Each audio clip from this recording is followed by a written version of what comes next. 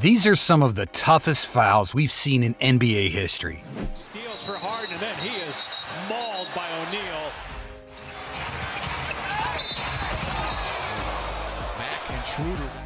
3 maneuvers into the defending Allen, and that's an offensive foul. Despite what fans of other sports might say, basketball is a contact sport. Players put their body on the line to score a bucket, pounding into defensive players, laying out across the court, and sometimes taking a punishment for taking what they thought would be an easy lay-in. Detroit Pistons coach Chuck Daly implemented the Jordan rules in an effort to limit NBA history's top per-game scorer, Michael Jordan. He laid out the rules in an interview with Sports Illustrated, saying, anytime he went by you, you had to nail him. If he was coming off a screen, nail him. He didn't want his team to be dirty, but his team was going to be physical. Daly's Pistons, rightfully dubbed the Bad Boys, are certainly not the only team to have implemented this style of play. Despite modern rules that protect offensive players and punish hard hits, players like Dylan Brooks, Udonis Haslem, and the Morris brothers have continued the enforcer legacy. In the 1989-1990 season, Rick Mahorn had left the Bad Boy Pistons after winning the 1989 title. Now teamed up with future Hall of Famer Charles Barkley in Philadelphia, he still sought out to enforce the Jordan rules anytime he faced Michael Jordan. On December 23, 1989, MJ went up for a poster shot against the shot blocker Mahorn. Instead of defending the shot, Mahorn threw Jordan to the floor. Philadelphia's Bruise brothers punished the Bulls in an easy 131-104 win, with Jordan scoring only 16 points, less than half of his season average.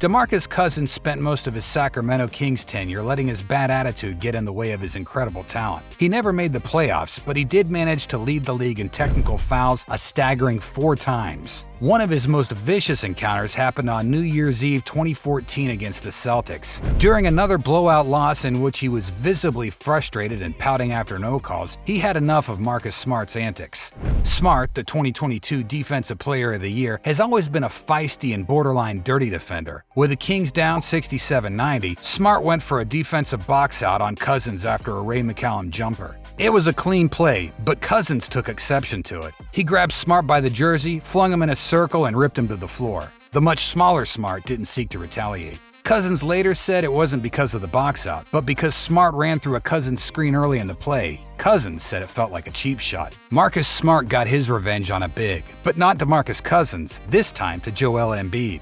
And Marcus Smart and Embiid's going right back in. Remember those Morris brothers? Here's a cheap frustration foul on Jokic.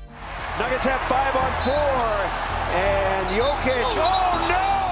Raja Bell was one of several players to dub himself a Kobe stopper, but like Ruben Patterson and the others, he couldn't stop Kobe, at least not without a clothesline. By the time the 2006 playoffs rolled around, Kobe was a 3-time champion seeking to prove he could win without Shaquille O'Neal. Bell was having a breakout year in his first year with the Suns, having spent a career trying to earn his place after going undrafted in 1999. Down 3-1 in the series, the Suns led by 14 midway through the fourth quarter of Game 5. Kobe drove to the basket, and Bell refused to let that happen. He collared Kobe by the throat, taking him to the floor. Bell was kicked out and suspended a game. Kobe simply stood up and smiled.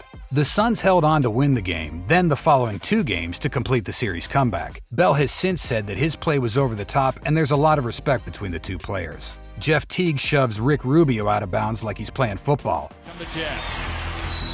And then Teague hammers Rubio. Marvin Williams crossbodies Rajon Rondo in the air on this layup attempt. Rondo on a nice release. Oh, hard foul! LeBron had to deal with another dumb JR playing like this shove from behind foul on Al Horford. And Horford got fouled as he goes crashing to the parquet floor. The LA Lakers were coming off 2 straight titles on 3 appearances when they matched up against Dirk Nowitzki's Mavericks in the 2011 playoffs. They lost in embarrassing fashion, a blowout loss to get swept in the second round. Announcer Mike Tirico said if the Lakers wanted to win like former champions, they needed to lose like former champions. The Lakers didn't need his advice. Down by almost 30 points in a Game 4 blowout, Lamar Odom sent an elbow to the face of Mavericks star Dirk Nowitzki, soon ejected for arguing the call. At a disadvantage.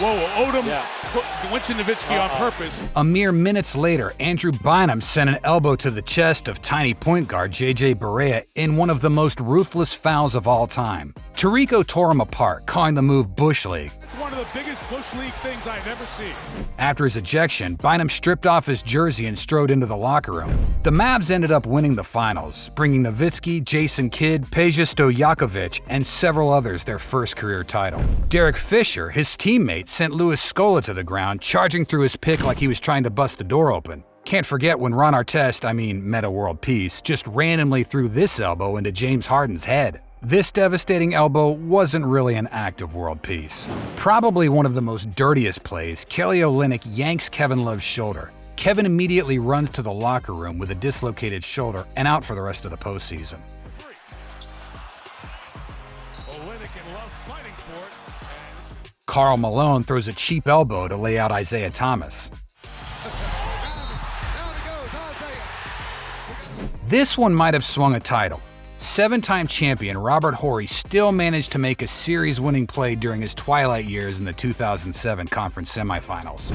The Phoenix Suns were in the midst of a furious rally against the San Antonio Spurs. They came back from double digits to lead by 3 points with 10 seconds left in the game. The Spurs needed a foul to stay alive. Robert Horry hip-checked Steve Nash like a dirty hockey player. Nash, second in MVP voting, was sent flying into the scorer's table. The Suns ended up winning, but Amari Stoudemire and Boris Diaw were suspended for the next game for jumping off the bench to protect their team's leader. The Spurs won the next 2 games, beat the Jazz in the conference finals, and swept a young LeBron James for their 4th title in 9 years.